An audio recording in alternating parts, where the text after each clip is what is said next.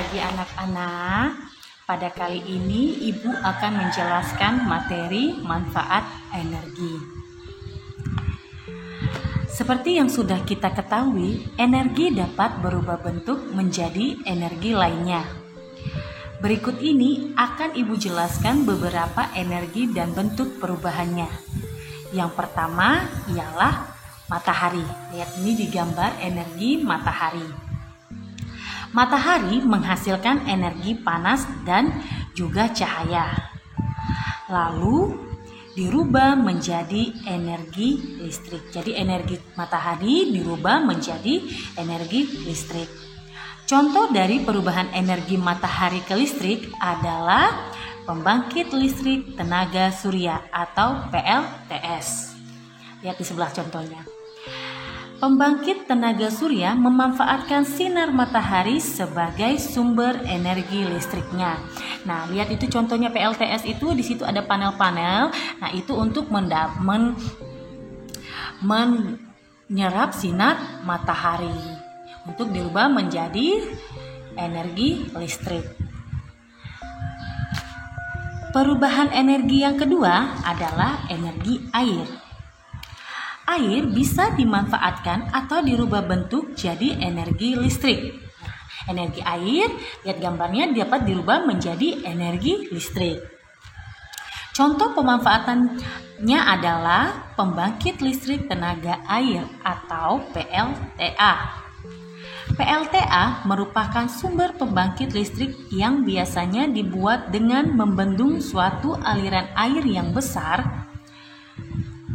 Misalkan membendung waduk, di mana aliran air ini kemudian digunakan untuk memutar turbin.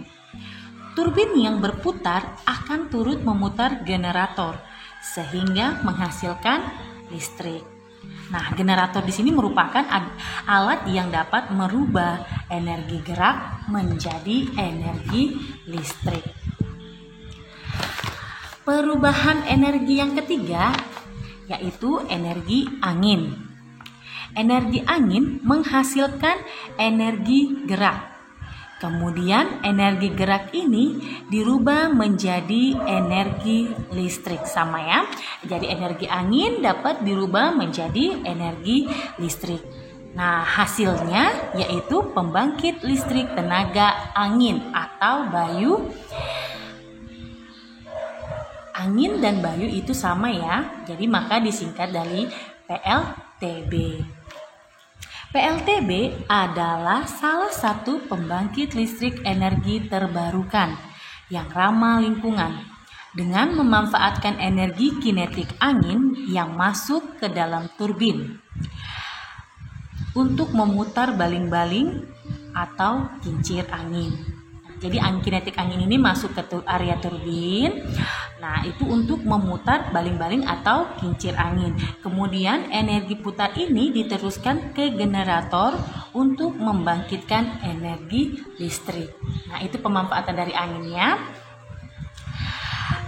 Terus energi listrik. Nah, perubahan energi listrik merupakan salah satu sumber energi yang sangat banyak dimanfaatkan manusia. Energi listrik berupa sumber tenaga arus listrik yang kemudian disalurkan ke saluran listrik sehingga dapat dimanfaatkan untuk berbagai hal. Nah, energi listrik ini dapat diubah menjadi beberapa energi yang lain sehingga dapat memenuhi kebutuhan manusia. Di sini ada contoh-contoh perubahan energi listrik ya. Di sini lihat energi listrik, lihat gambarnya. Energi listrik dapat dirubah menjadi energi panas. Contohnya setrika listrik, penanak nasi listrik, dan kompor listrik. Nah, energi listrik juga dapat diubah menjadi energi cahaya. Contohnya lampu pijar yang ada di rumah kita biasanya, lampu TL dan juga senter yang sering kita gunakan. Energi listrik juga dapat dirubah menjadi energi gerak. Di situ contohnya kipas angin, blender, bor listrik. Banyak lagi contoh yang lainnya, Nak. Terus energi bunyi. Energi listrik dapat dirubah menjadi energi bunyi. Nah, contohnya televisi, bel listrik, tape recorder, pengeras suara, dan radio. Nah, itu perubahan energi.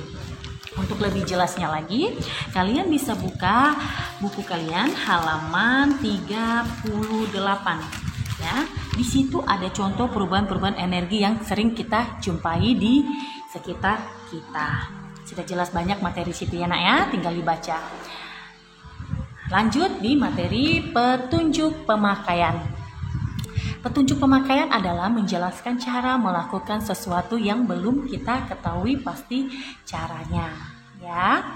Nah, di sini ada petunjuk negatif. Contohnya, dilarang merokok di dalam ruangan ini. Dilarang menginjak rumput di dalam taman ini. Dilarang membuang sampah sembarangan tempat. Tidak boleh duduk di sini. Jangan masuk ruangan ini. Ini petunjuk negatif. Contoh petunjuk positif, jagalah kebersihan ruangan ini. Pakailah jembatan penyeberangan. Kenakan sabuk pengaman ketika Anda mengendarai mobil. Peliharalah taman bunga ini. Minumlah obat ini sesuai petunjuk dokter. Nah, ini ya, petunjuk positif. Untuk lebih jelasnya lagi juga kalian bisa buka buku kalian halaman 48.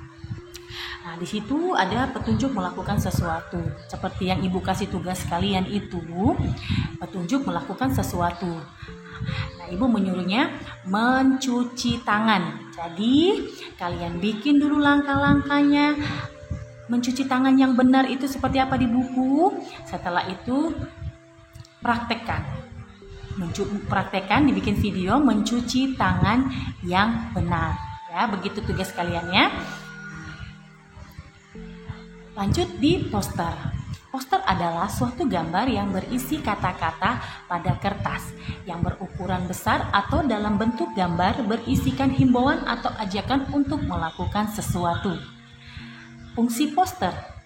Yang pertama, untuk menyampaikan informasi. Itu sudah pasti jelas ya nak ya. Nah, yang kedua, media promosi barang ataupun jasa. Yang ketiga, sarana para desainer grafis untuk berkreativitas.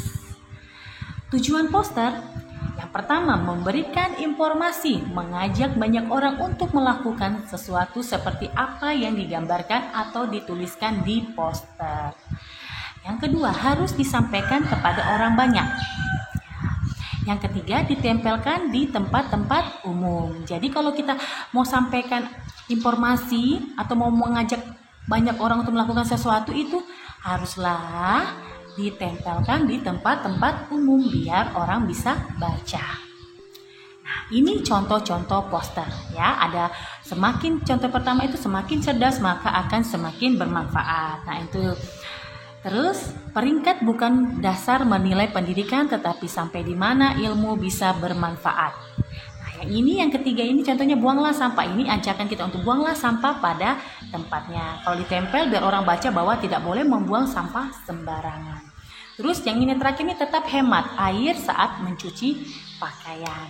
Nah, tugas kalian itu Ibu mau temanya hemat energi. Ajakan untuk menghemat energi. Boleh air, boleh listrik.